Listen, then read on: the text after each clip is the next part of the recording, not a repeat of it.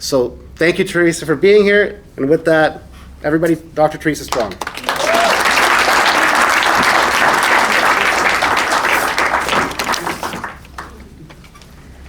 Great. Well, it's a real pleasure to be here. I always enjoy coming up to Canada, even more so these days. That's all I'll say about that. So I am Theresa Strong. So just a little bit about my backstory. So I have always loved science, and I got a PhD in genetics, and I was working actually at University of Michigan, so not too far from here, in rare disease. So I was working on cystic fibrosis and Huntington's disease with Francis Collins, who is one of the world's best scientists and just a wonderful person as well. When I got pregnant with twins, and the twins came early, and so we were in the NICU because of that. They were 2 months early, so they both were struggling. But it became clear that Daniel, one of the twins, was struggling more, and it took about 2 months to get a diagnosis, which at the time it was very rare to have a diagnosis for a newborn with PWS, because he's 31 now. But we got the diagnosis of PWS, which I had heard about because, I got a PhD in genetics, and you go through a lot of different genetic disorders.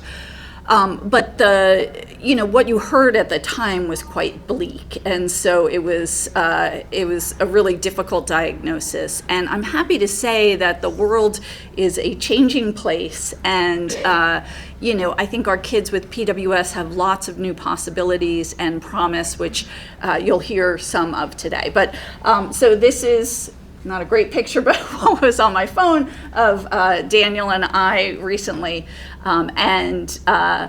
I worked in academics. I stayed in cancer gene therapy for about 20 years and became a professor and ran my own research lab, but also found some other parents who were really interested in supporting research. And we established FPWR back in 2003. And for a long time, I just sort of did it on the side, volunteer capacity. But then FPWR grew to the point where I've transitioned where I work full-time for the foundation. I'm still a volunteer professor at UAB, so I stay connected to the academic area, but most of my work is or almost all of my work is with FPWR these days. So that's a little bit about me. What I hope to cover today is update you on some recent PWS research activities and take a look ahead, and then have time for whatever questions you have. And the good news about PWS research is there is so much going on that there is no way I could cram it all into this talk. So I'm just going to I've picked a few things that I'm happy to talk about, but if there are other things that people are interested in, please bring them up and interrupt me and ask questions. I'd like it to be a discussion. So the foundation, the mission of the foundation is to eliminate the challenges of PWS through the advancement of research and therapeutic development. So that is our mission statement. I have to say, we developed that mission statement very early on, and I'm not a corporate person. I thought, who needs a mission statement? But over the last 20 some years, it has grounded us. That's what we do. We try to move the research ahead to eliminate the challenges for our kids. And we envision a world in which all individuals with PWS are physically healthy, mentally well, and able to live full and independent lives. That's our goal for our kids. And we really focus on translational research, so that research that is in the lab but potentially could be developed into a therapy, so helping things move from an observation into something that really can actually help our kids. So that means we support research across the spectrum. We actually don't really understand why when you lose this chunk of DNA on chromosome 15, we get all the symptoms of PWS, and it's important to understand that if you're going to develop effective therapies. So everything from that to supporting initial clinical trials. One of our grants more than 10 years ago was to support the first evaluation of DCCR, which is now VICAT, in individuals with PWS. So we co-funded that. And we try to balance short-term investments with long-term vision. So, we want to develop gene therapies for PWS. We also want to know, how do you best use growth hormone in individuals with PWS? So the short-term, improving care with the long-term vision. And then building capacity. We are a small organization. We'd love to fund everything in PWS research, but we don't have the financial capacity for that. So, for example, developing a cell bank that has cells from individuals with PWS that many researchers can use, like putting our money into resources, is one of the ways we do that. And so we try to have a very diverse research portfolio. Okay, so here's a few questions for you in the audience, and I've never done this before, and it's always a bad idea to do it the first time at a conference like this, but we're going to give it a go. So if you take out your phones and you scan the code up there, there should be some questions, I hope. And Rob is going to help me with this. So the first question is... So, what symptom or aspect of PWS do you find most challenging in your day-to-day life today? So if you type that in, you should start to see answers coming up on your phone, and then Rob can give us some of the answers that pop up as they come up. Okay, so we have anxiety, behavior outbursts, anxiety came up again, food seeking, rigid routine, perseveration, picking, mental health, hyperphagia. So lots of behavioral issues, which who has a 31-year-old with PWS, can relate to all of those. Great. There should be Next one. The next one. Yeah, right. Forward. Okay. There's another one. What do you worry about in the future? I believe it is. What is your biggest concern for the future? Yeah. So if you'll put that in. Aphasia, safe, independent living, health, independence, a safe place to live. So independence seems to be the biggest one that is coming up. Yeah, great. And there should be one more, or two more actually. So this one has, which research do you think is most likely to positively impact your loved one with PWS? So there are some choices there. So just to get a sense of what people think is most important, because it's always important. I know what's important in my life. It's always important to understand what the community needs. So we're getting research as the top. Well, that's good since I'm talking about research. Development of gene therapy.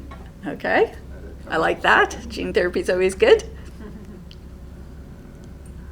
And then research to improve medical care of individuals with PWS using existing treatments.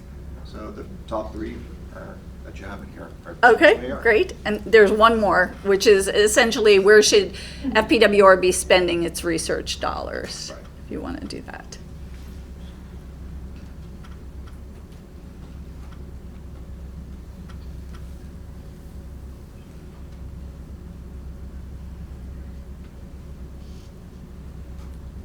This one's a little tougher. Everybody's really thinking about this.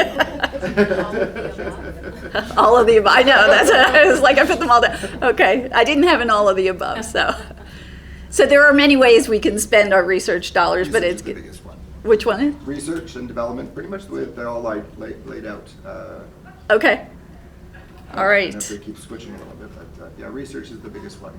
Okay, well, you can go ahead and vote. I'll look at that at the end. I think I'll have those results, so if you want to, that'd be Yeah. great. Okay, great. So I'll talk a little bit now about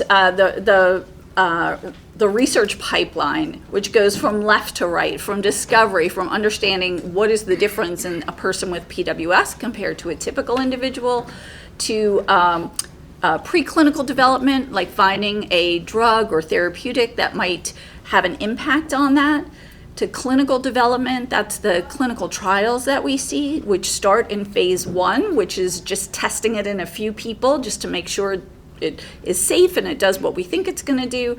Phase 2, which is a larger test, and then phase 3, which is usually like the final test, the big test, placebo control, to show that a drug is having a positive effect and that it doesn't have any unexpected side effects. And then the post-approval phase, once a drug is approved, like growth hormone, understanding how best to use it to improve the health of a person with PWS. And we try to support research across this entire spectrum. And we have different programs that support each of those pillars that get us to effective treatments.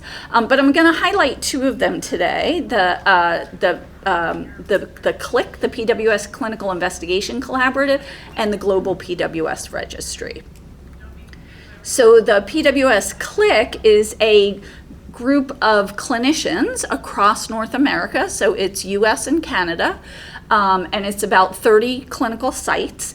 And the mission of the CLIC is to improve clinical research and medical care for people with PWS across the lifespan. And they do so by working collaboratively on different research questions to develop evidence so that we have the best clinical care that we can for our loved ones with PWS. And this is a picture of the CLIC getting together at the meeting, the international meeting in Phoenix this last summer to work on, they are developing a pooled database where they put the clinical data in together so that they can share that de-identified, so it doesn't have identifying information, and they can ask questions about how best to care for people with PWS. And they also held a clinical workshops at the conference. We had 4 of them shown here. So one is the GLP agonist, right? We've all heard about Ozempic and Mounjaro and all of these GLP-1s. And are those going to be good for our kids and young adults with PWS? Tony Holland and Deepan Singh are both psychiatrists, and they worked on a workshop, an educational piece about dealing with a person with PWS who is in a mental health crisis. And they're writing that up to go out to just sort of the general medical people who don't deal with PWS each day, so they can have a sense of if a person with PWS comes to them in crisis, what are the questions they should be asking. So it's a medical education piece. We also talked about health equity in PWS clinical research and care.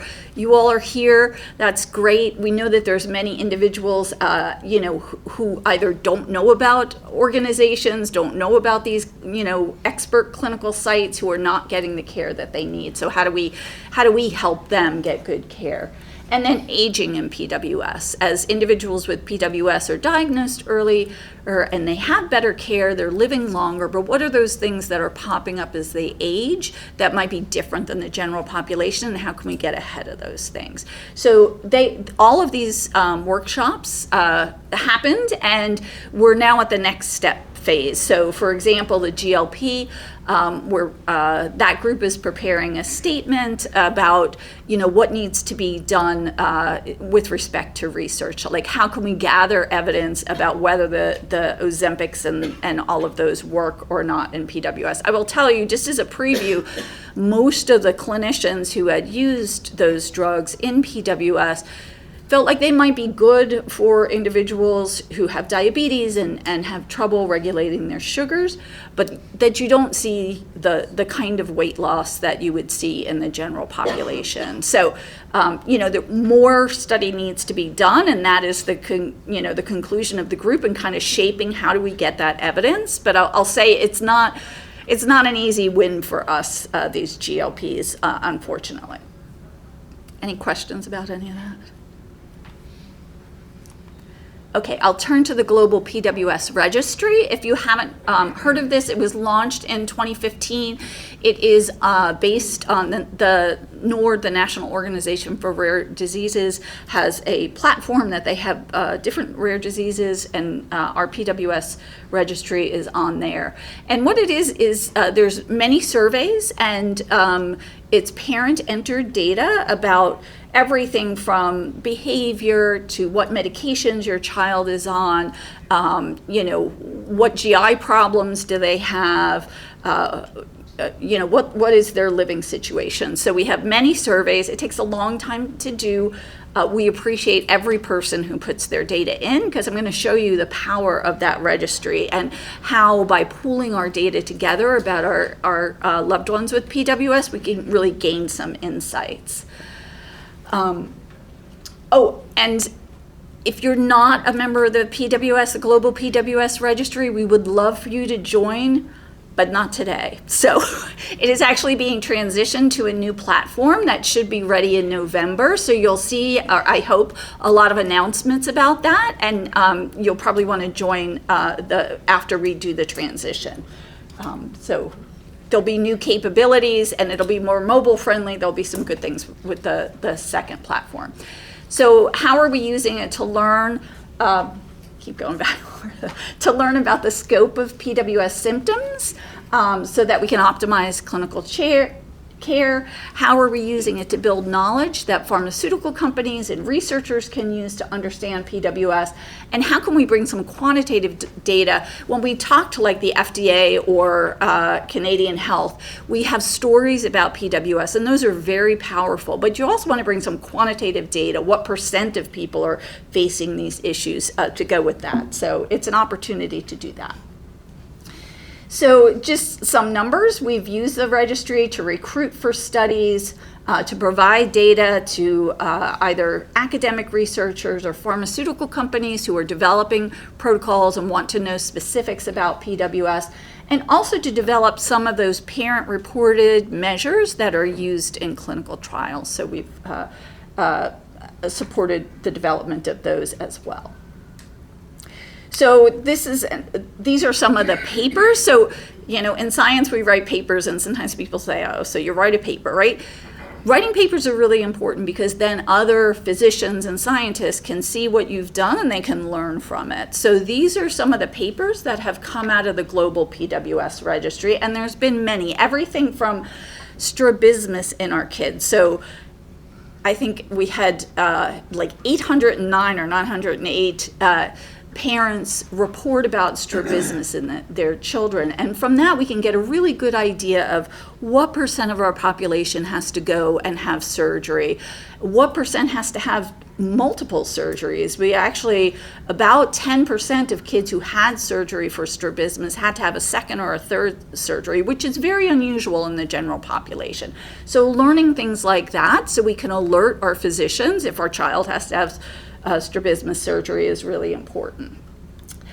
This paper, Neuropsychiatric Features of PWS, Jessica Dewis used the registry data to publish that. One of the things that she learned there was that sleep disturbance, because we ask about all kinds of things. We ask about behaviors, and we ask about sleep patterns. And so she was able to discern that sleep disturbances is associated, and it's not a shocker, right, is associated with all kinds of behavioral issues. But it does reinforce that improving the sleep quality is likely to improve anxiety and temper outbursts and many other behaviors. It's also given us a way to collaborate with other groups. So we're interested in newborn screening for PWS. So that is the screening that's done right as a baby is born to see if they have any, genetic disorders. So we collaborated with the Angelman group, because PWS and Angelman are in the same region on chromosome 15, and the test for both of them, it's actually a 3-for-1. With one test, you can test for Angelman, PWS, and another disorder called duplication 15, which is associated with intellectual disability and seizures. So we all collaborated to set the stage for newborn screening by publishing how long it takes people to get a diagnosis with PWS. What we found is these days, when my son was born, it was very unusual to get a diagnosis in those first couple of months. And these days, it's much more common to get a diagnosis for PWS within the first 3 months. About 85% of families are getting the diagnosis early. That leaves 15%, though, that don't get a diagnosis sometimes for years. So a newborn screen would make sure that every person with PWS gets diagnosed right away. And then Sandy Roy came to us asking about feeding tubes. She had noticed in her hospital that sometimes hospitals will do a G tube where they, go right into the belly, and sometimes they'll do an NG tube, which is removable. And she noticed a high rate of complication in a few of their cases that had G tubes. So she developed a survey. If any of you did that survey in the registry, thank you, because we had more than, I think, close to 400 responses. And what they could see from that is the rate of complications from getting a G tube is 25 times an NG tube. And so their hospital and other hospitals now are recommending that we use NG tubes because it's usually, just for a few months. And that way the kids are not exposed to the complications, the anesthesia that is associated with G tubes. So it's really changing the way that people do clinical care by donating, by taking the time to share your data. You can really help others who are coming up behind us with these kinds of questions. And then we've also used it to analyze some of the behavioral measures that are being used in clinical trials, that are being used in the trials you'll hear about today.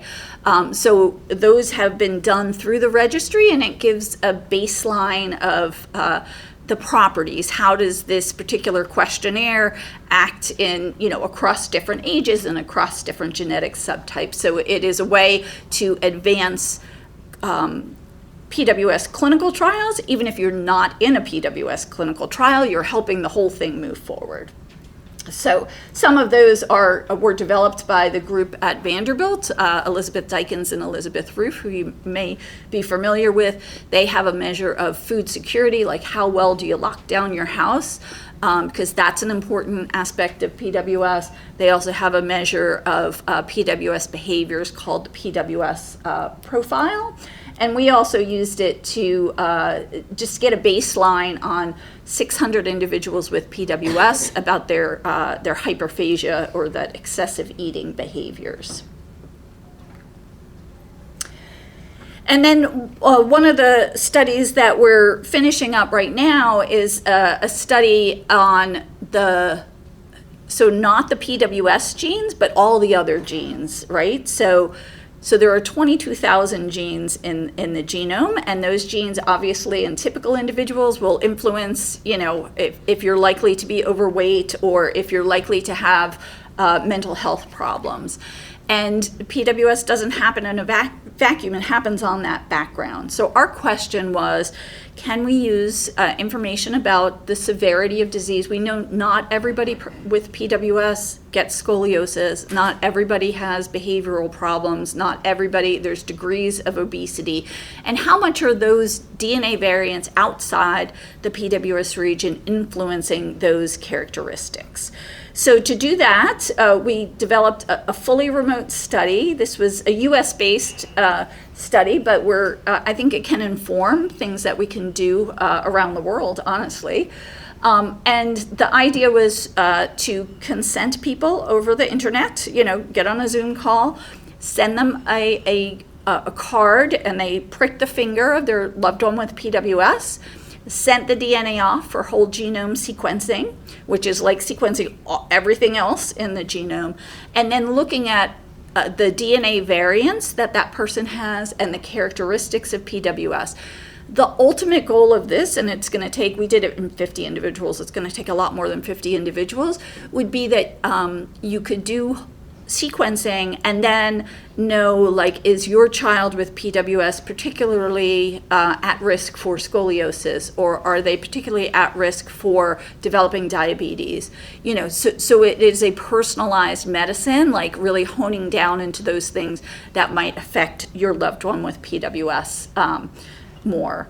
And so that study has been completed now. We're writing it up, and we really see that there are some variants that individuals have that can be influencing, or there seems to be signs of it. Again, we'll have to do it in a much larger group, but it's a first step to really developing personalized medicine. The other thing we get out of this data is pharmacogenomic information. So how does the person metabolize different drugs? Because there's a lot of variability in how people metabolize drugs, and that information can be really useful in choosing medications for behavioral problems, for example. Okay, and the other thing that's come out of the registry is which you may have heard of, is the Path for PWS study, which was a 4-year study to look at serious medical events in PWS and behaviors. And the origins of the PATH study were, the field has started doing clinical trials, and one thing you monitor in clinical trials is safety, right? So if someone has a blood clot or develops pneumonia, is that because of the drug, or is that just something that's happening? But we didn't have any baseline. So what is actually sending our kids to the hospitals if they're not in clinical trials? So that was the rationale of the Path for PWS study, was to look over a 4-year period and ask what sends people to the emergency room, to acute care, into the hospital, so that we can understand, at different ages that. So this again was held through the Global PWS Registry, and every 6 months our PATH participants went in, they measured height and weight on their individual, they added all the prescription medications that people are taking, they did some behavioral assessments that are also used in clinical trials, and then they put in anything that they had to go to the ER or acute care or hospital for. And that study began in 2018 and has recently wrapped up, and we're still sort of parsing through the data, but just wanted to share a little bit of that information with you. This was the goal was to recruit 500, and we actually got 647 to complete and enter the study, so it was great. We also had a very high retention rate, so people stuck with it the whole time, which we really appreciate. Every 6 months over 4 years, filling this stuff out. These are demographics. About 8% of our population was from Canada, so about 50 participants from Canada. Thank you very much if you're in the room, because this is a really important data set. And you can see the age distribution and the genetic distribution as well at enrollment. So the first thing we learned from this is, and we get asked this all the time, what percent of the population is overweight or obese? At least in this data set, we see about 50% of kids are overweight or obese, and in the adults, it goes up to about 75%. So there's still, a fair number who are a good weight, but many are moving over into the overweight and obese as they age. We also, as I said, looked at serious medical events and coded those in a way that the pharmaceutical companies do for adverse event reporting. And so if a person went, on the bottom you can see, if they went to the ER for abdominal pain, it might get event terms like if the person was vomiting, if they had a bowel obstruction, and if they needed surgery, then it would get 3 codes. So we did this for all of the events that happened over 4 years in 600 individuals and came up with about 1,800 event terms, I think. And then we could categorize those and really look at, what's going on. So in the end, about 285 out of the 600 had a serious medical event. If they had one event, they were likely to have a second event over the 4-year period. And the incident increases with age. That's what we saw. And also the kind of medical event changed with age. But just at a high level, the number one things that sent our kids to the emergency room or to the hospital were mental health and behavioral problems. So really aggressive behaviors. I mean, sometimes this was the actual event. Sometimes there was a consequence. Someone had a temper outburst and hurt themselves and had to go to the hospital because of that. And then GI issues orthopedic issues, respiratory like pneumonia and things like that, and then neurology, which is mainly seizures and things. The other notable sort of special event of interest is blood clots. We know that blood clots occur higher in individuals with PWS compared to the general population. There were 12 blood clots reported, one of which was fatal. So we did have a fatality from blood clots. But let's look a little bit deeper into the mental health events. So in all, I think 89 participants had mental health events that required, sort of outside help. And extreme aggression is, so these temper outbursts that can really get out of hand, as well as some serious mental illness. We know that our young adults with PWS are at higher risk for psychosis compared to the typical population. So we saw some of that. And then a smattering of other mental health problems. And with respect to GI problems, it was sort of all over the board. So lots of obstructions, constipation to the point where you had to go to the hospital to kind of get cleaned out, inflammation, infection, bleeds. So lots of things going on the GI front. It's something, every family that I know with PWS at some point is dealing with GI problems. And then orthopedic problems and surgeries, because, so first, fractures and sprains, of course, that happens in the general population. It seems to happen at a higher rate in our loved ones with PWS. And then knee dislocations, we saw a lot of knee dislocations, and that is actually much higher, about 50-fold over what we see in the general population. So this kind of looseness of the joints, comes back and can be really problematic. Hip dysplasia. And then because we had a lot of kids in that teenage year, we were able to record 58 scoliosis or spine-related surgeries, which is the biggest group of PWS spine surgeries that's been reported. So there were 58 surgeries, spine surgeries, in 44 different individuals, and the age is shown here. So this is mostly teenagers who had scoliosis and were going in for their scoliosis surgery.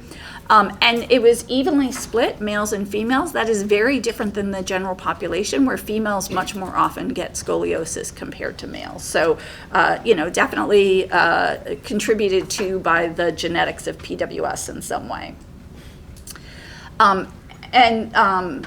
This just shows that the genetic subtype in the BMI was pretty much like the baseline. So no sort of unusual things there. And then if we look at complications, so about 60% of the surgeries were associated with at least one significant complication. And that's a lot. I mean, that's way more than in the general population of scoliosis surgery. So what do we know about those complications? So it didn't matter what age you were. It didn't matter what your BMI was. The males seem to have a little bit more complications than females, but it's probably not enough to say that there's a real difference there. What kinds of what complications happened? Well, the most common was hardware failure. So, they put a rod in, and then, they came out of surgery and the rod broke and they had to go back in surgery and do it again, that kind of stuff. But there was also infection happened a fair bit. Some GI problems, our kids' GI system is very slow anyway, and then you throw surgery on top of that, and there were complications, not being able to move their bowel afterwards. And then this large yellow category is other, which was, a whole bunch of the cerebrospinal fluid leaking, which gives you a terrible headache, and, just a long list of problems. So this is not to say that kids with PWS don't need scoliosis surgery. They do, and it can be good, and it can be, and it can go smoothly. But I think what it says is if you have a child who's going to need scoliosis surgery, you want to bring it up to the surgeon. The surgeon may think, I've done 500 scoliosis surgeries, what's going to be different about this? Well, this is PWS, and the complications, there's lots of things that can be difficult. So I think just bringing that to the attention of orthopedic surgeons is really important. Also through the registry and as part of the PATH study, we looked at hyperphagia, or that drive to eat, and the environmental controls and body mass index. So this is a bunch of data, but what it says is, one of the nice things about the registry is we can look at all of these things together. What this bit of data, looking at the hyperphagia questionnaire, looking at food safe zones, so how parents are managing it, and looking at BMI, what it tells us is that individuals with PWS who have higher scores, have more hyperphagia, their parents are doing more, so they're locking things down more, but the kids have a higher BMI. So it's, it's a real struggle. So there are individuals in our population who have just a very strong drive. Their parents are working hard. One of the questions was, are their parents just letting them eat? This suggests that in most cases the parents are not, the parents are really working hard, but these kids, a certain subset of our kids have a really high drive, and they manage to get food anyway. And we also were able to look at the change in hyperphagia over time, and that's just shown here. And I think it's important to keep in mind, this is not a big change on any of these graphs, but it seems that hyperphagia goes up during the 5 to 11 time. It continues to go up during adolescence, but it kind of levels off, and then it sort of stays the same, but and then gradually starts to decrease later in life, just a little bit of a decrease. And that's not to say, I think our experience with the registry is that there is not a magical period after the age of 30 where people don't become hungry. But it does seem to calm down a little bit. In many ways, it may be the environment, that there's a routine established, but the behaviors seem to edge down a bit. So the PATH study told us, we're still analyzing the data. It's a lot of data, which is really great, that extreme behaviors are a real problem in PWS, and they end up sending our kids to the hospital. GI problems are difficult. There are certain specific medical problems like the knee dislocation that are really high in PWS compared to the general population. Spinal surgeries are common, and they're frequently associated with significant complications, so surgeons need to know about that. And the hyperphagia increases over time and then stabilizes in adulthood. So the other way we were able to use this data was in collaboration with Soleno Therapeutics, which is the maker of VYKAT, and this was before VYKAT had been approved, and helped support the argument that VYKAT was helpful for people with PWS. We took the participants in the PATH study who were not receiving the drug.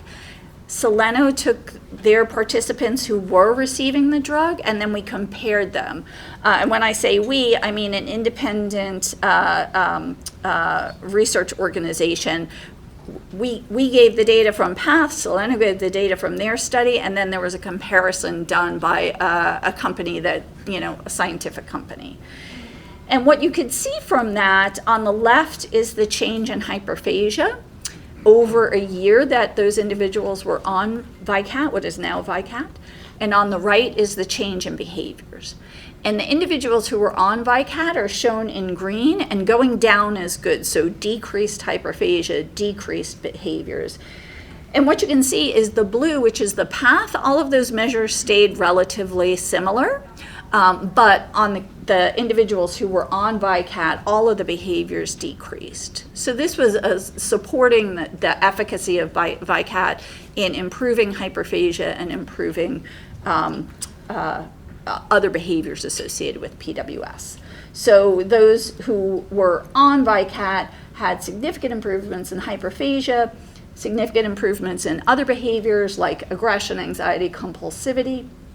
And that was published and used in support of Soleno's other clinical studies, which also showed in a controlled way that VYKAT reduced hyperphagia. And all of that data together led to the approval in the US earlier this year. I'll just say one word about, some of the other data that we have in there that we're continuing to analyze is the use of psychiatric medications. Our kids get a lot of psychiatric medications, much more than the general population. And, there's not good evidence. And I say that as someone who, my son has used psychiatric medications as well at times. The evidence is limited, and we really need to do a better job of showing what is safe and effective in our population. This graph just shows that by the time individuals are in adulthood, the vast majority of them are on at least one psychiatric medication. Many of them are on 2, 3, or 4 psychiatric medications, which is a lot. And what are they taking? It changes by age. So on the bottom is younger kids, and they're taking mostly ADHD medications. But as they get older, there's more antidepressant use and atypical antipsychotics.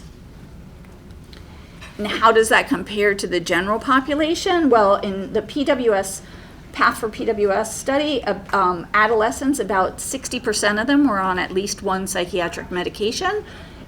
In the general population, about 6% are on any psychiatric medication. And, that only increases with adulthood. Again, about 35 or 40% are on antidepressants, and that compares to, at least in the US, about 13% use in the general population. So, use of psychiatric medications is common, but we really need to look more about whether it's having a positive effect, because it can have negative effects on body mass, for example.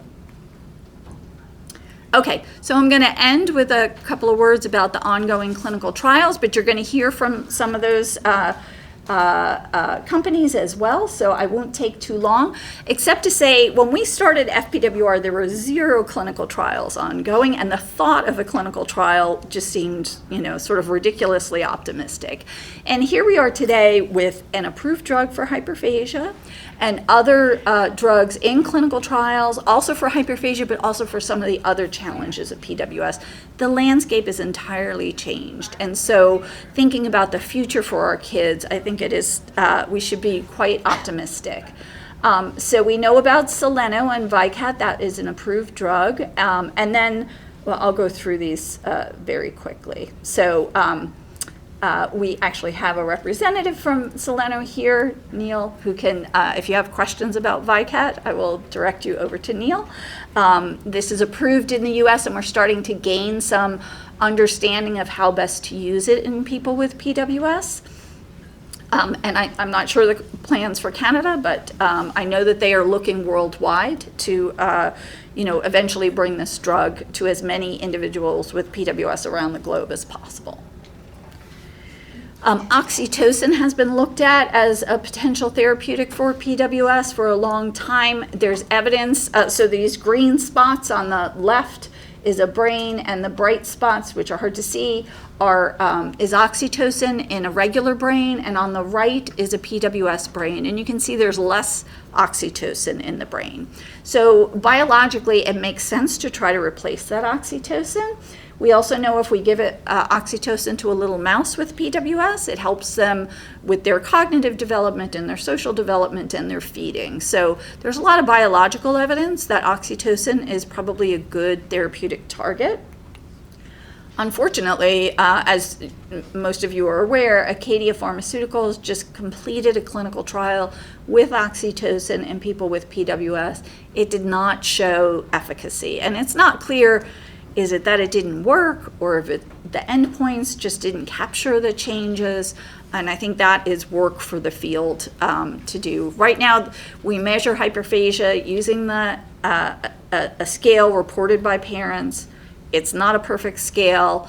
It can work in a clinical trial, but it may not be as sensitive as what we really need to be able to see a change, for example, that the Acadia drug would give. So that was really disappointing. But there are other companies that are looking at different ways to give oxytocin OT4B is a French company, and they're interested in giving it to babies with PWS to help with that early failure to thrive.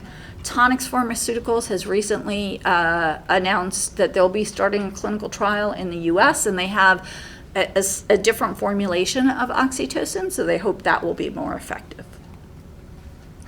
Harmony Biosciences is over there. You can talk to Anne about their, and Maria about their clinical trial, which impacts daytime sleepiness, which is, as I've said, can be a huge problem for kids learning and behavior-wise. Aardvark Therapeutics is going to talk after me, so I'm not going to say anything except that they have a drug that they're evaluating for hyperphagia. And then there's some smaller players who are coming into the space using different drugs, completely different mechanisms of action. So I think, you know, the bad news is we don't understand exactly why someone with PWS has this hyperphagia. The good news is we are learning from these clinical trials what is effective and what is not. And, you know, I think it will inform our understanding of hyperphagia. And it's also important to keep in mind there's a lot of advances with neuromodulation, different techniques to modulate the signals in the brain. And some of those are shown here, all of which are being evaluated in PWS, and usually in most of them in relatively small trials. And FPWR is actually doing a clinical trial in the US. Canadians can come to the US and participate in the trial as well. And this is a trial to look at vagus nerve stimulation as a way to reduce temper outbursts in PWS. And it comes based on a couple of studies from Tony Holland, who is a psychiatrist at Cambridge, who did two very small studies showing that so he was actually looking at the vagus nerve because it also is involved in feeding regulation. Their idea was that if you stimulated the vagus nerve, maybe you would affect hyperphagia. So long story short, it didn't affect hyperphagia, but the parents came back and said, but wow, my kid is, you know, like so much better behaved, like has reduced their temper outbursts, is much more reasonable. And so he did a second study, and that's shown here, measuring temper outbursts, and each group is a different individual, and you can see the bars going down, that's less temper outbursts per day. That's the change in temper outbursts. So this was great, but it was just 5 people, and the other study was 3 people. So we want to see if that holds up in a larger population. So FPWR is sponsoring this, which is it's unusual for a nonprofit to sponsor, but the company is so small that they don't have funds, and devices is not like drugs as far as like the profit margin. And so there's less sort of large investments. So we are currently doing a study looking at VNS. It's a device that sits in the ear and stimulates the vagus nerve through a branch of the vagus nerve that's in the ear. And we're looking at whether, if you wear that every day, 4 hours a day, so it's a commitment of time and energy, whether it reduces temper outbursts. And our goal is to enroll 102 individuals. We've enrolled 85. We have 10 more in screening, so we are getting very close to being fully enrolled. We just need a few more people, and would love if you're interested. If temper outbursts are a problem in your life, talk to me and we can talk about that study. One word about looking ahead. I heard gene therapy for PWS. It's a really attractive option because it potentially could and it's just a potential at this point, kind of address everything at once. So it has the potential to be transformative. All individuals with PWS have the PWS genes sitting there, but silent. So it doesn't matter if your child has deletion or maternal UPD, they all have a chromosome 15 from their mom that has the genes sitting there intact. And the idea for most of these strategies is to turn that back on, turn those genes on. And so FPWR has been funding several gene therapy strategies over the past several years using different approaches. So using CRISPR technology, using small molecules, so drugs, and using inhibition of one of the proteins that regulates that on-off switch. So lots of different approaches, and it's at this point, because we don't know which one is going to be best, it's just kind of throwing spaghetti at the wall and seeing what might work the best. We're very excited because Soleno Therapeutics is going to be, so we can do a lot getting these projects started, but it is big money to move this into the clinic, and it's beyond what FPWR can do. So we're excited that Soleno Therapeutics has recently announced that they are going to support some PWS gene therapy research kind of for the next steps. So we are to use a baseball analogy, we are the farm team. We're teeing things up so that we hope Soleno Therapeutics can take the next step with some of these approaches. So that's very exciting. Okay, last thing, if you haven't seen it yet, the IPSO has put out a report on improving mental health and well-being for people with PWS. It's on their website. You might want to download that. It's really informative. And I was really glad to hear that there's a sibling workshop this afternoon. There's been a lot of research lately, including some work at FPWR by Lauren Schwartz, who is a mom and a clinical psychologist, looking at the impact of PWS on the siblings. And there's actually a sibling guidebook that you can download from the FPWR website if you're interested in that, with some findings. She interviewed 25 siblings of people with PWS and sort of got their advice, and that's summarized in that downloadable book if you're interested. So what can you do to support PWS research? I hope you've seen the power of the Global PWS Registry and will consider participating. FPWR has a clinical trials alert, and that will give you not only clinical trials that are relevant to you, but other opportunities. For example, the group at Vanderbilt is now developing where the person with PWS reports their hyperphagia, and she needs people to do a 15-minute Zoom call, people with PWS to do a 15-minute Zoom call to help with that. That's on the right there. So if you sign up for the clinical trials alert, you'll get clinical trials, but you'll also get some of these opportunities that just sort of help move the whole thing along. Talk to the people who are doing clinical trials, consider participating. There are other ways. We review grants all the time. In addition to our scientific reviewers, we have advocate reviewers, so people from the community to help us prioritize those. If you want to do that, please see me. So that is that's all that's left to do is thank all of the research participants, all of the caregivers, everyone who's contributed to the global registry and allowed this data to come forth, and some of our collaborators. So I'm happy to answer questions if we have time. Maria. I didn't see the number of participants in that 30+ group, but do you have updated data on life expectancy?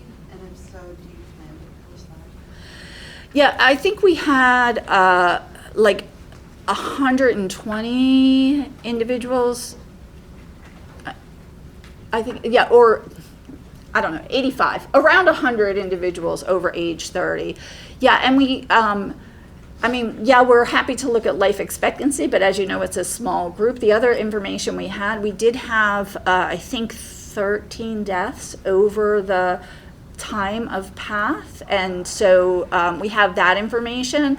I will say on that, I don't think I have the slide with me, the rate is lower than has been reported in the literature. So people say there's a 1 to 3% mortality rate per year, and this was about 0.5%, so it was significantly lower than has been reported, number one. The other takeaway from that was most of the deaths were in the very, very obese individuals. So that is definitely, as we know in the general population, being very obese is a risk factor. But there were deaths across all of the ages, and some of them were due to infections, blood clot, heart failure, that was in the obese group. So we have some information. It's really hard, as you know, because it's such a small snapshot of the larger population. So we don't have life expectancy, really. There was so much here that's great. Will we get these slides? Uh, No, Jen? yeah, I think so. It's great, because, yeah, I couldn't write down anything. That was really good. The entire, all the presenters will be available in about a month from now on video. Oh, you can watch the whole thing again. You don't have to be here, but I'm glad you are. Yeah, super, thanks.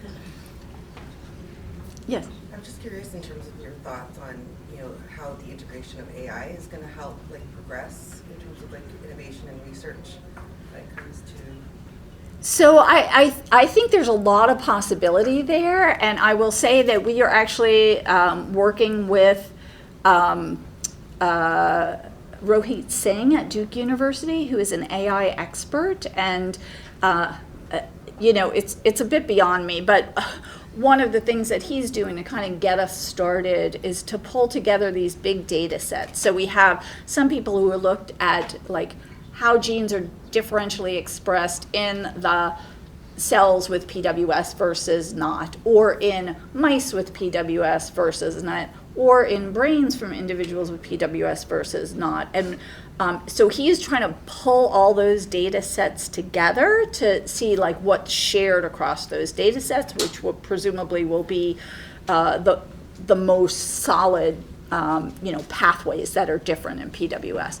So and then on the medical side, I think, there's going to be tremendous advancements. I can't predict what is going to be most impactful yet, but it's certainly something that I think having someone sort of in the research, PWS research fold who is up on those things, we're going to be learning a lot. I think it's going to have tremendous impact. I can't say how yet.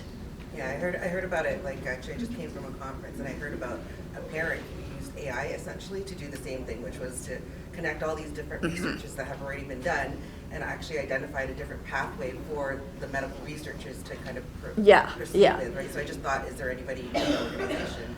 There is. I mean, we are working with Rohit Singh, who is good at that, right? So and drug repurposing. So trying to look at all the drugs. Yeah. So all of those things. Yeah. Hello. All right. Thank you.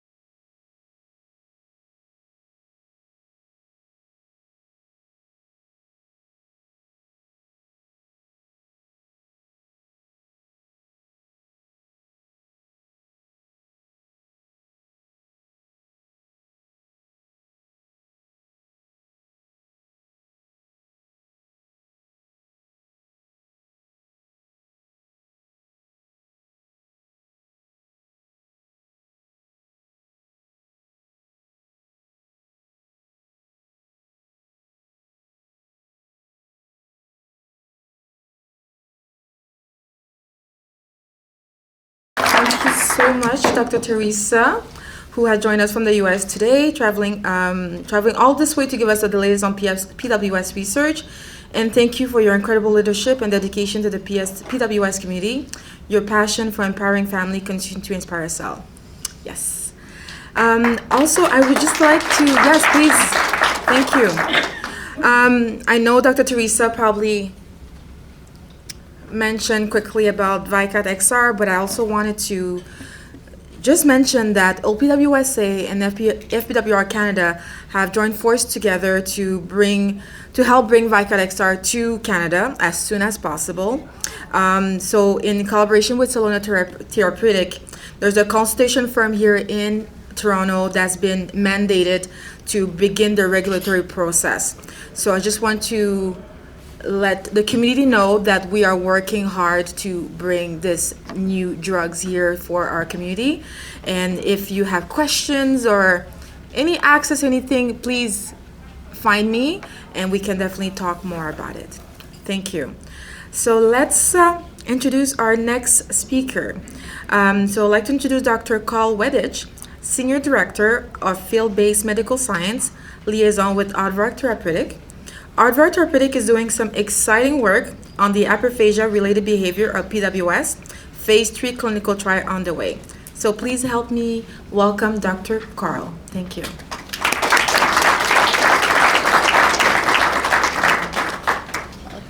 Appreciate it.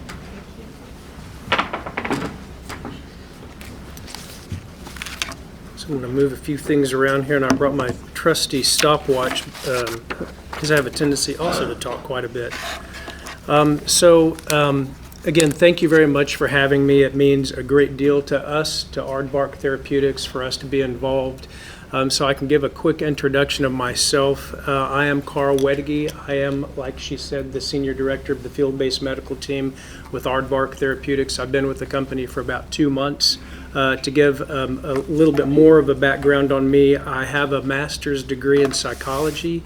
I did treat PWS patients briefly in my past life, but then I moved on to get a PhD in biology. And in my lab, we worked specifically with cholecystokinin, CCK, which is what our trial drug is focused on, and we're going to spend some time today to talk about that. But again, I want to say I've only been with the company a couple months, but in those few months, I've had the great opportunity to listen to and hear our CEO, Dr. Tien Lee, give presentations just like I'm about to give. I've also gotten the opportunity to listen to our Chief Medical Officer, Mansi Jaman, so I'll refer to them throughout this. And one thing I'll start with, and Theresa made mention of this, that clinical trials are simply ideas that we as a company put on paper. You know, they're ideas that we think we want to move forward to see if we can find better treatment options for particular patients. But it's because of the involvement with folks like you, patients, caregivers, providers, that we bring these ideas to life and we can move them forward to find better treatment options for patients in need. So with that, and I did not start my stopwatch, I'll just watch that up there where you can kick me off the stage. So advance the slide here. So it's just a quick disclaimer slide that I'm asked to put up here because we're a publicly traded company. It's basically legal verbiage of what we can and can't say. But then let's move on here a little bit and talk about Aardvark Therapeutics, who we are. So we're a company that was based, that is based in San Diego. It was established in 2017, like I said, by our founder, Dr. Tien Lee. I guess I should have asked by a show of hands, who here has listened to any of our podcasts or watched any of the videos? Anybody have experience with Aardvark Therapeutics? Okay, a few of y'all, good. So you've heard Dr. Lee present some of these data, and he's a very passionate physician, and he's carried his passion and dedication from his patient care into our company, and we're a clinical stage biopharma company, and he's currently working on, or we're working on, developing these novel small molecule therapies, and they're designed to reduce hunger and treat metabolic diseases. So primarily what we're talking about today is our study drug, which is ARD-101, and it's an investigational product to treat hunger in PWS or hyperphagia, as we've heard already this morning. And the trial that we'll talk about today is our HERO trial, and it's a global trial. Again, we'll touch on that a bit more, but HERO, as the acronym that we used, is Hunger Elimination or Reduction Objective. So we'll just do a quick overview, or basically like an MOA, mechanism of action, what ARD is. So this is, like I said, it's our investigational product, our investigational drug. It's designed to work like the body's natural way of suppressing hunger. And what ARD does is it binds to the receptors in the gut, which are known as TAS2R, or taste receptors, and it triggers the release of a hunger-blocking hormone, CCK. That I mentioned. So it is an oral product, obviously taken by mouth, which acts directly on the gut and limits the systemic exposure. So it's gut restricted and gut mediated. So gut localized hormones like this, like CCK, signal the brain to block hunger. And support satiety through the gut-brain communication. So that's just a graphic there on the right of what I just explained or described, the tablet being taken. Whoops, and I don't want to advance too much more here. And then it goes down and it shows that it increases the gut satiety hormone CCK. We also see that ghrelin is listed here. Monsi mentioned this and suggested I might make, I thought I would make the same comment that this is a gut restricted hormone or a gut hormone as well, and it increases when you eat. So after eating, other hormones like CCK are released to tell the brain that you're full. So, but the ghrelin hormone actually decreases, which as we refer to as the hunger hormone. So what did we find here? Let's see here. So we completed our phase 2 study, and what we saw in the study was reduction in hyperphagia, reduction in hunger. Heard a mention of anxiety today. We did see some reduction in anxiety as well, and then reduction in food-seeking behaviors.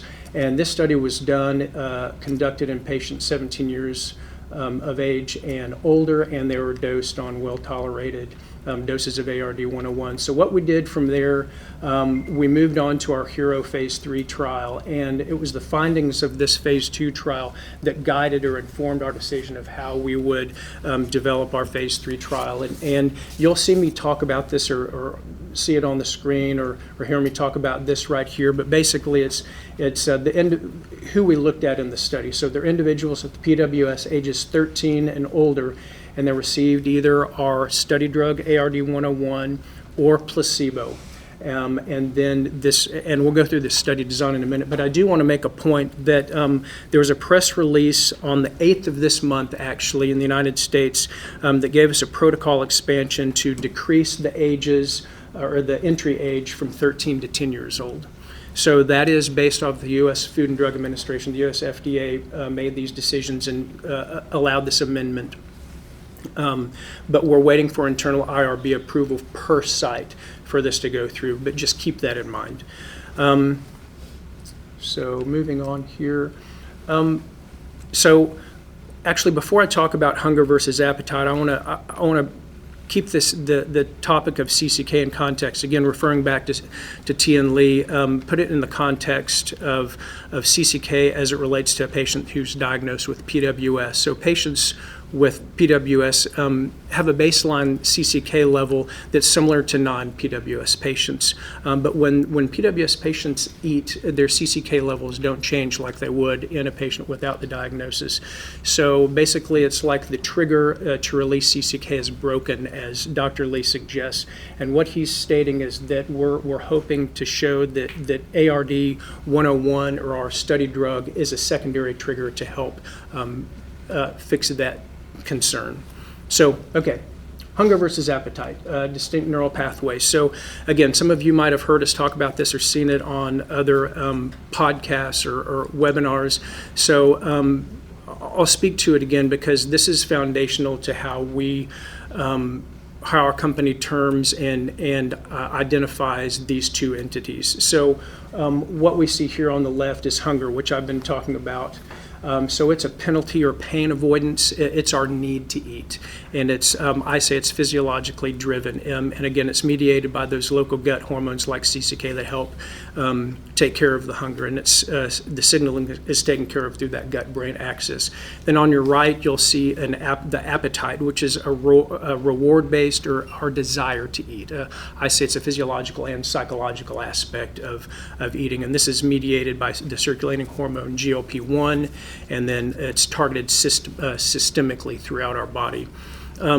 Again, referring back to Tien Lee, our CEO, he made an interesting analogy. He said, if you have a love for a food item and your appetite will drive you to eat that food item, and that food item can be something obviously that you love, like Halloween candy at this time of year.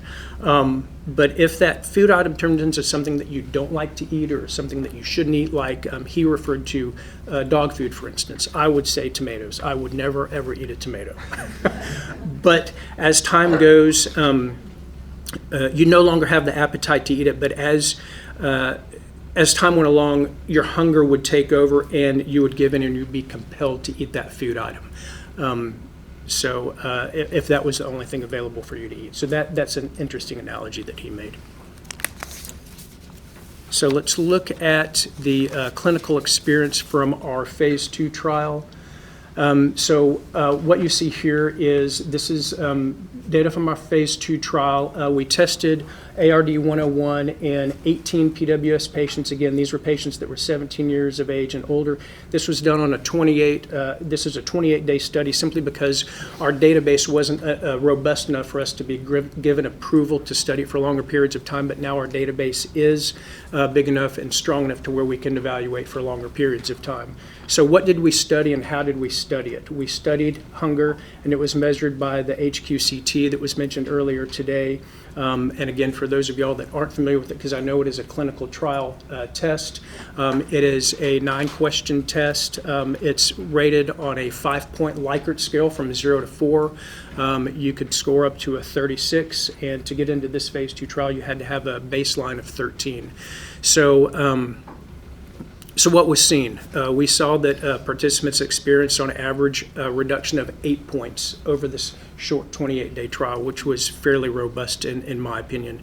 And then we did also see early signs of improvement in fat and muscle balance. So this data was taken from an April 2025 data release saying it indicated a trend towards decreased body fat, an average of 1.5%. And then an increased lean muscle mass of about 2%. So this indicates a net lean body mass gain or balance of body mass gain % improvement. So we'll look at the safety data here. As the title says, it's well tolerated across multiple clinical trials. So we've actually dosed this in now over 80 patients across all of our trials. The majority of the side effects were mild, and they were actually transient and resolved, and there were side effects like we heard today in some of the previous slides. We see no theoretical issues with the combination of potential other treatments, including those that have been approved or those that are pending to be approved, so no known problems with other PWS medications. And because our drug is gut restricted, we see no concerns with liver or kidney competitiveness, so to speak, and then no expected risk to our immune system as well. And then now let's just quickly go over the trial design. It's pretty straightforward. So what we do is we're looking at patients who are diagnosed with PWS who also have hyperphagia associated with that. Again, the 13 years of age and older, that's to be determined whether it's going to be decreased to 10. So those are the patients that go through screening, and then they go through the baseline assessment with the HQ-CT 9, and then we randomize the patients in a 1-to-1 fashion, meaning we're looking for patients to be an equal number of patients in our active drug arm and our placebo arm. arm. And we're looking for a total of 90 patients, 45 in each arm. This will be a 3-month study. The patients will take the tablets twice daily. And then we have some great news that we just received a couple weeks ago, that at the end of this study, patients will actually be allowed to move on to our OLE, as we call it, open label extension trial. So what this is once the patient finishes the phase 3 trial, they will the patients that completed, they will have the option to move into this 1-year open label extension. And the great news about this is the patients that were in our previous phase 3 trial, whether they took active drug or whether they took placebo, in this OLE, open label extension, all patients will receive active drug, and that will go on for a year. Or as we're saying, hoping that this OLE will end right about the time that we are approved.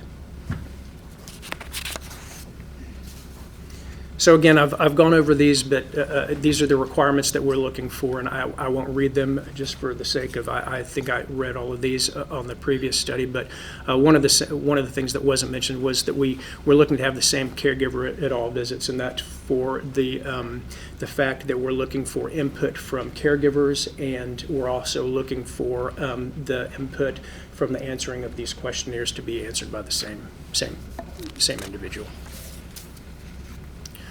So, so some of these requirements you guys might have seen on our website or advocacy care sites. So from day one when we were designing the study, we reached out to particular people, and Dr. Theresa Strong, she might have left the room unless I'm missing her. There you are. I visited with you earlier this morning that she was actually one of the first people Aardvark Therapeutics reached out to when we were designing the study. So we like to visit with folks and get their opinions on how we need to set this up. So we took that to heart, and these are the identifiers of how we set up the study. So we made a simple schedule, a simple routine. So we only require 4 clinic visits, and then 3 telehealth check-in visits, and then we created an inclusive design. So basically we decrease some of the parameters that you might have seen in other clinical trials, like there's no need to fast or skip meals for the study. Again, I'll repeat. We need a stable routine because we rely on you guys for provide the interaction or the responses to the HQCT.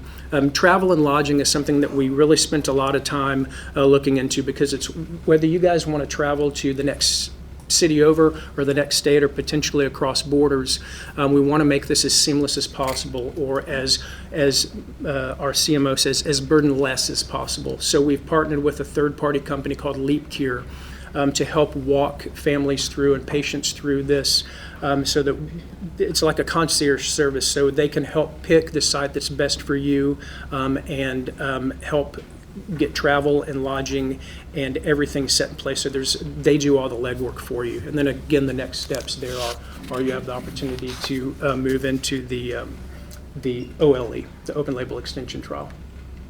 So where are we? So we are a global study in 9 countries, planning to be in 9 countries. We're now active in the United States and in Australia at 15 sites. And then we've identified 3 sites in Canada, and we're hoping to start that enrollment by the end of this year. So the sites are in Calgary, Edmonton, and Montreal.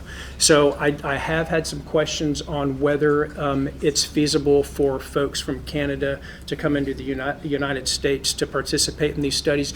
It is, but it depends on the site that you choose, and LeapCure will walk you guys through that.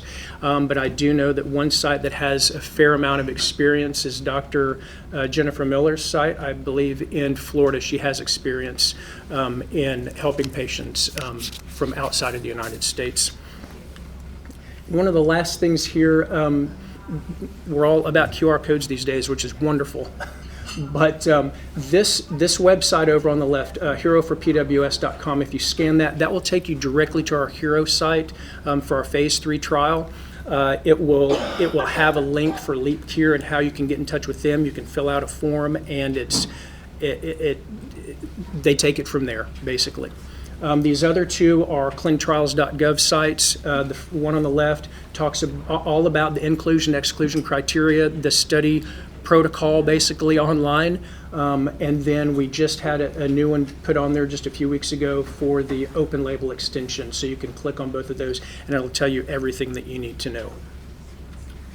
And it's wonderful that you mentioned about the collaborations. This is just a slide that one of our internal partners put together for me to bring to this conference, just to show that we do have a strong collaboration with foundations and patient advocacy groups like you guys.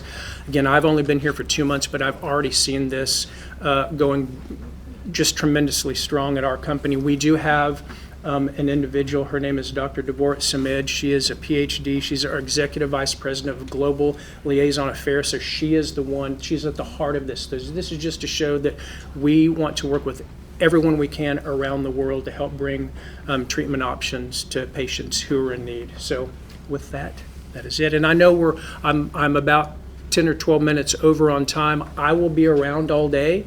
I'll either be sitting in the back of the room or out in the lobby, and I'd be happy to answer questions. Thank you. Okay, I'd like to say thank you to Carl and to everyone at Aardvark for sharing their exciting work with these clinical trials. We here as a community are really grateful for their commitment to advancing research and creating new opportunities for individuals with Prader-Willi syndrome. We can all say that these are really truly exciting times for our community. Thank you. Okay, so we're gonna take a 10-minute break, and then we're on a tight timeline. We're trying to stay on a tight timeline, so everybody come back in 10 minutes. Take this opportunity to, obviously, to talk amongst yourselves, but to visit our booths also. And we'll try to give you a 5-minute warning when we come back, okay? Thank you.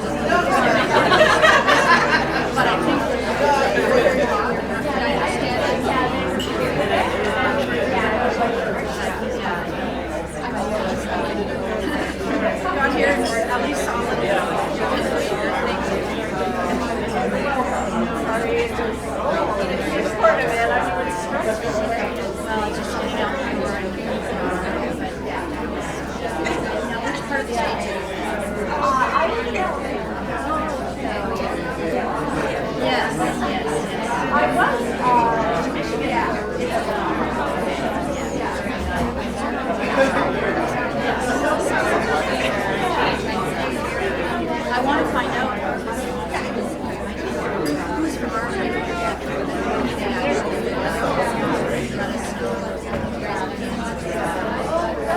Because I know there's a lot of going on, but they kind of connect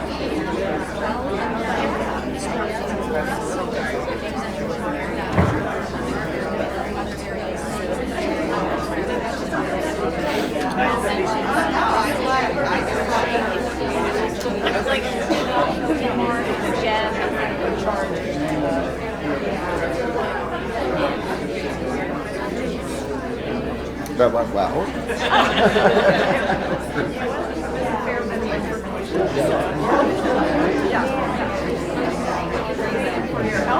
Yeah, no, I mean,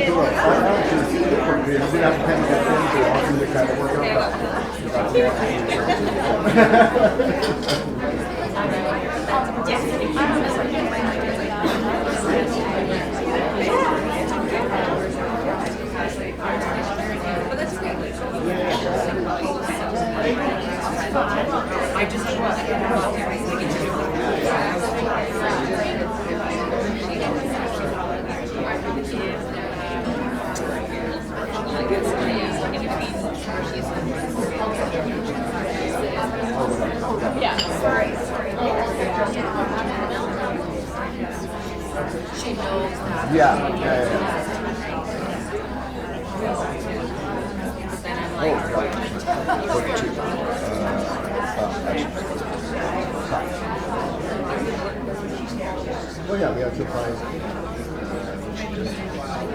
No, I'm going to hit the rice cake.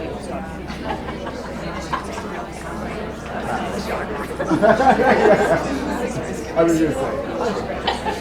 That's why I always look at it. I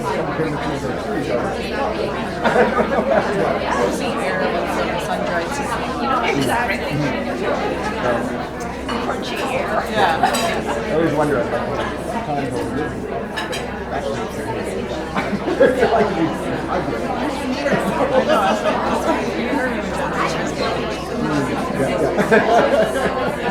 But as I told all of you, you're all in the same boat. Right. That's pretty much it. Yeah. So everybody's unhappy.